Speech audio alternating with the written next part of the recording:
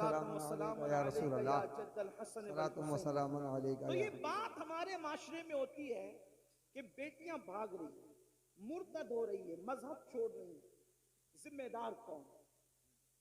सिर्फ वो जाने वाली बेटियां जिम्मेदार नहीं है, इसके जिम्मेदार हम भी हैं, क्योंकि हमने शादी के नाम पर इतनी रसूमात को ईजाद कर दिया, इतनी रसूमात को ईजाद किया कि अब हर कसो नाकस के लिए शादी मुमकिन न रही, शादी मुश्किल हो गई।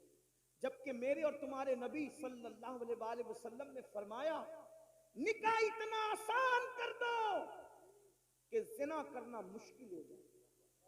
आपकी तवज्जो, जिस नबी के कहने पर कलेमे को तुमने सच्चा माना, हमने सच्चा माना, जिस नबी के कहने पे अल्लाह को एक माना, जिस नबी के कहने पे कुरान को अल्लाह की किताब माना, जिस नबी के कहने पर अल्लाह का दीन इस्लाम माना, उसी नबी ने तो ये भी फरमाया ना कि निकाह इतना आसान कर दो कि जिना करना मुश्किल हो जाए। आपसे पूछता हूं, आज हमने जिना आसान किया है, निकाह मुश्किल किया है। एक इंसान 1000-2000 रुपए में जिना तो कर सकता है, लेकिन 1000-2000 में निकाह नहीं कर सकता। जबकि अल्लाह के रसूल ने यह फरमाया, निकाह इतना आसान करो कि जिना मुश्किल हो जाए। हमने निकाह को मुश्किल किया। बड़ी माजरत के साथ सेरे की रस्म है, हल्दी की रस्म है, मेहंदियों की रस्म है, ये रस्म है, जहेज की रस्म है, वो रस्म है, खुदा जाने कितनी रसूमात को ईजाद किया।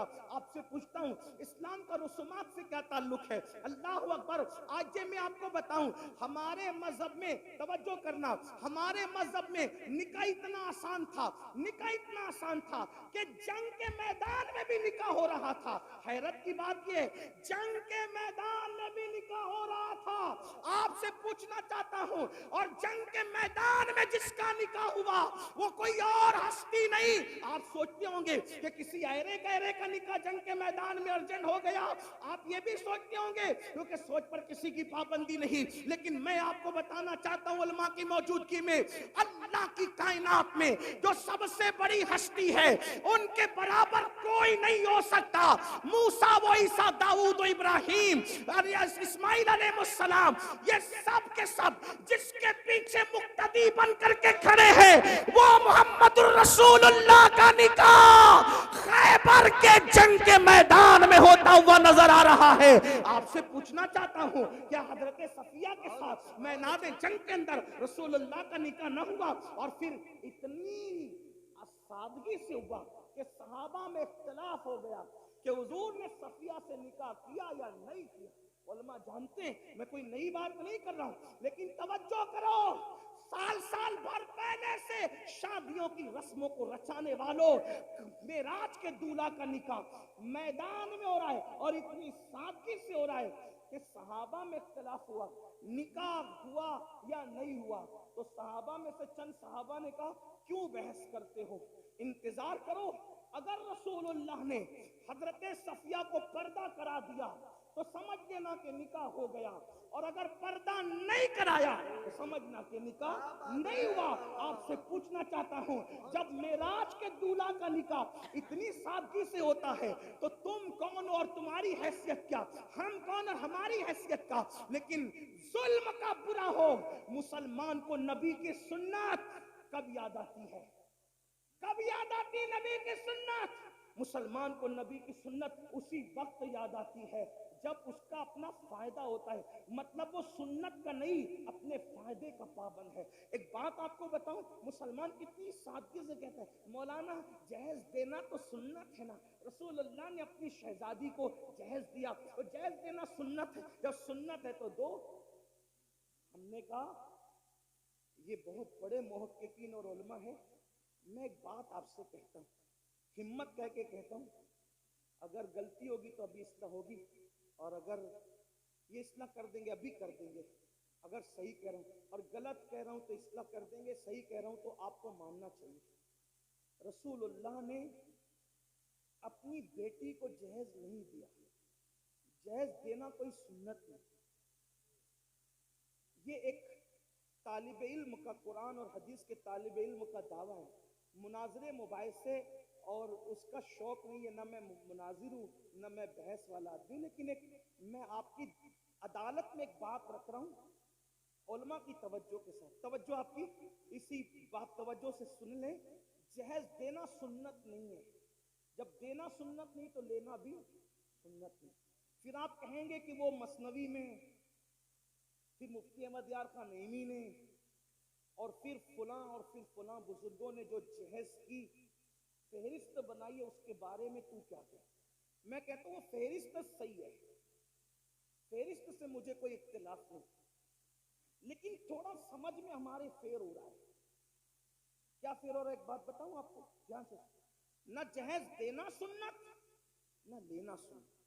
یہ ایک سبق سنانے کی نیت سے عرض کر رہا ہوں۔ علامہ اللہ بخش صاحب اگر موجود ہیں پیچھے ہے کیا؟ کچھ تو پناہی کر رہے ہیں، بہت دور چلے گئے۔ نہ دینا سنت نہ لینا سنت تو کافر۔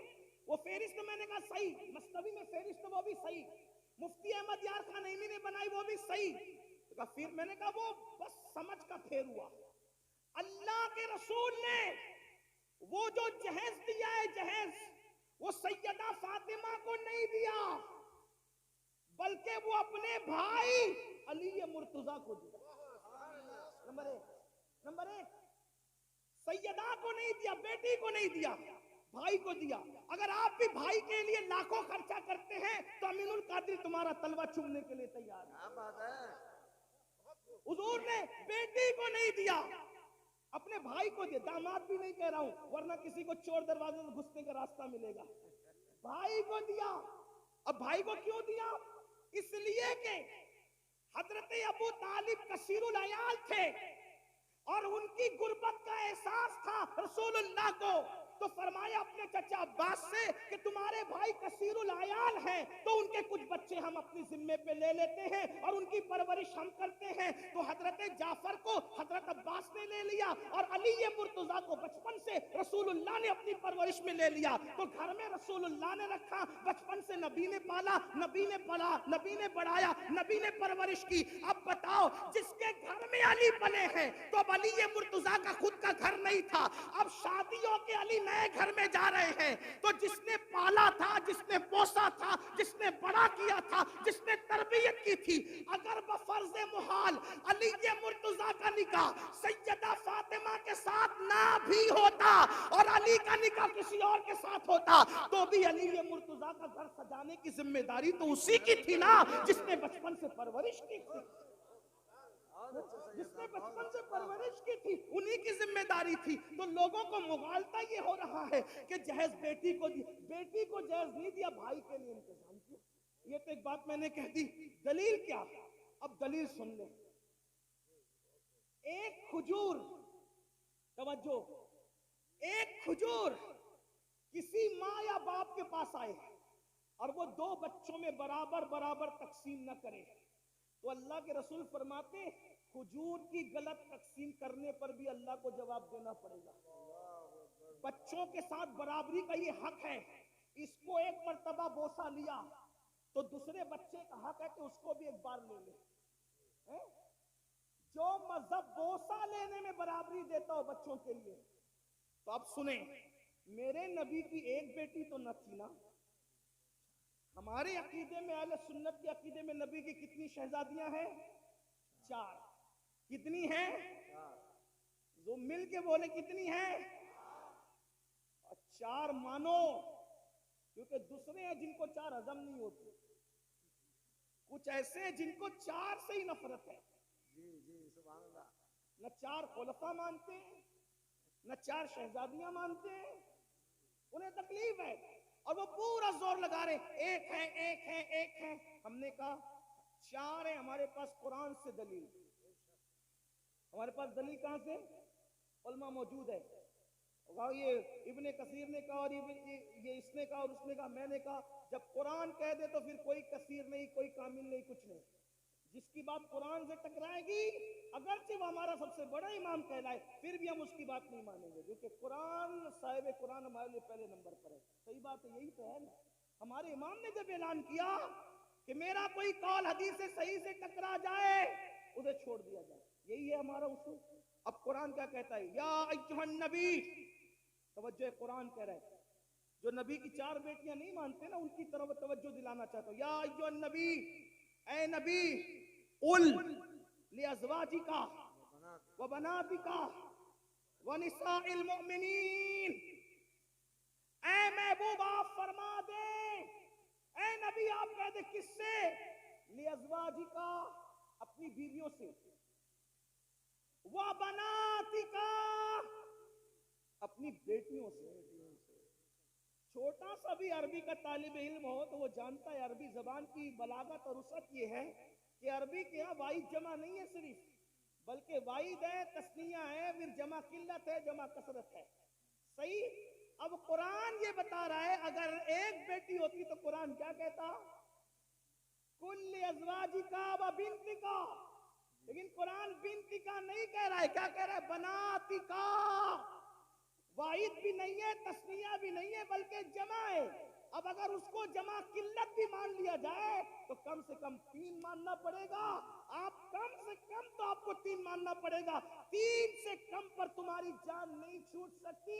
اس سے پتا چلا جب قرآن نے کہہ دیا وَبَنَاتِكَ، آپ اپنی بیٹیوں کو حکم دے تو ماننا پڑے گا نبی کی ایک نہیں تھی بلکہ نبی کی 3 سے زائد بیٹیاں. اب جب یہ مان گئے، اس پہ کوئی تفصیل بات نہیں کرتا، علماء جانتے ہیں، آپ کو مزید وہ سمجھا دیں گے. تو جب نبی کی 4 بیٹیاں ہیں اور آپ کہتے ہیں سیدہ فاطمہ کو جہیز دیا، کس کو جہیز دیا؟ تو آپ کو یہ بھی ماننا پڑے گا سیدہ زینب بنت محمد کو بھی جہیز دیا. آپ کو یہی ماننا پڑے گا سیدہ رقیہ بنت محمد کو بھی جہیز دیا. آپ کو یہ بھی ماننا پڑے گا سیدہ ام کلثوم بنت محمد کو بھی جہیز دیا. تو اب اگر آپ سیدہ فاطمہ کا جہیز ثابت کرتے ہو تو آپ کی یہ ذمہ داری ہے کہ حضرت زینب، حضرت رقیہ، ام کلثوم کا بھی جہیز آپ ثابت کر کے بتائیں کہ حضور نے کیسے جہیز دیا. اور یہ بات یاد رکھنا، جب ان کو نہیں دیا تو پھر نبی کے انصاف سے یہ بعید ہے کہ جو نبی بوسہ لینے میں برابری کی بات کرے، جو نبی کھجور کی تقسیم میں برابری کی بات کرے، یہ کیسے ہو گیا کہ ایک بیٹی کو جہیز دیا اور 3 بیٹیوں کو جہیز سے محروم رکھا؟ معاذ اللہ ثم معاذ اللہ. اب اس سے بڑھ کر ایک دلیل یہ تو تم اور میں ہے جو سنتوں کو معاذ اللہ عمل نہیں کرتے، سنتوں پر توجہ نہیں کرتے. لیکن آپ سے پوچھنا چاہتا ہوں، چلے جس علی کو جہیز ملا تھا ان کو تو پتا ہے نا کہ رسول اللہ نے بیٹی کو جہیز دیا، تو پھر علی مرتضیٰ نے بھی اپنی بیٹیوں کا نکاح کیا. حضرت علی مرتضیٰ کی بھی بیٹی ہے، حضرت زینب بنت علی، حضرت رقیہ بنت علی، حضرت ام کلثوم بنت علی. مولا علی کی ایک بیٹی نہیں ہے، مولا کائنات کی تو کم سے کم 7 اور 9 بیٹیاں بتائی جاتی ہے. تو جس علی نے نکاح کے وقت اپنے سسر سے جہیز لیا اپنی بیوی کی شکل میں، اپنی بیوی کے جہیز کی شکل میں، تو آپ سے پوچھتا ہوں اس علی مرتضیٰ نے جب جہیز لیا تو اپنی کس بیٹی کی شادی پر انہوں نے جہیز دیا؟ یہ بھی آپ کو ثابت کرنا پڑے گا. اور دوسری بات، وہ صدیق اکبر افضل البشر بعد الانبیاء بالتحقیق ابو بکر صدیق، وہ عبداللہ ابن عمر جو مسکرانے کی بھی سنت ترک نہیں کرتے تھے. ایک مرتبہ مسکران ایک صحابی، کسی نے پوچھا کیوں ہنس رہے ہو؟ کہا مجھے بھی نہیں پتا کیوں ہنس رہا ہوں، یہاں کھڑے رہ کر میرے یار نے مسکرایا ہے بس میں بھی مسکرا رہا ہوں. حضرت عبداللہ ابن عمر اپنی امامے کے شملے کو درخت سے الجھا رہے. کسی نے کہا یہ کیا بچپنے کی حرکت ہے؟ وہ فرمایا بچپنے کی حرکت لوگوں کو لگا کرے، دراصل ایک سفر میں نبی کے ساتھ تھا، نبی کا شملہ درخت سے الجھ گیا، میرا نہیں الجھتا اس لیے الجھا کر کے اس سنت پر عمل کر رہا ہوں. آپ سے پوچھنا چاہتا ہوں، جو مسکرانے کی سنت نہ چھوڑے، جو ہڈی چوسنے کی سنت نہ چھوڑے، جو اللہ اکبر، جو درخت سے شملہ الجھانے کی سنت نہ چھوڑے، ارے وہ سب تو اپنی جگہ رسول اللہ نے جو کام کلی کیے بغیر کیا وہ بھی کلی کیے بغیر کر کے وہ کام سنت پر عمل کرتے نظر آ رہے ہیں. آپ سے پوچھنا چاہتا ہوں، وہ اتنے سنتوں کے پابند تھے، انہوں نے تو یہ بات کہی ہوتی کیا 1450 سال کے بعد ہندوستان میں یو پی والوں کو یہ سنت سمجھ میں آئی، بہار والوں کو یہ سنت سمجھ میں آئی، بنگال والوں کو یہ سنت سمجھ میں آئی؟ ابو بکر صدیق سیدہ فاطمہ کے نکاح رخصتی کے چشمدید گواہ ہے. اگر انہوں نے جہیز دیتے ہوئے رسول اللہ کو دیتا دیکھا ہوتا تو صدیق اکبر بھی تو اپنی بیٹی کو جہیز دیتے. صدیق اکبر نے جہیز نہیں دیا، فاروق اعظم نے جہیز نہیں دیا، عثمان غنی جیسے غنی اور مالدار نے جہیز نہیں دیا، اور آپ کہتے ہیں جہیز دینا سنت ہے. یہ ذمہ داری تو میرے ان محقق بھائیوں کے سر پر ہے جو ہم پر مسلط کرنے کے جہیز دینا سننا. محقق سے مراد علماء نہیں ہے، محقق سے مراد یہ ہوٹل پہ بیٹھے ہوئے لوگ ہیں جو بغیر علم کے علماء نے تو کبھی تائید کی ہی نہیں. ارے کیا تائید کی ہی نہیں. دراصل یہ سارے خرافات کی تائید نفس کے غلام لوگ کر رہے ہیں. میری گزارش ہے آپ سے، اگر قوم کی بچیوں کی آبرو اور عزت سے تھوڑی بھی دلچسپی ہو،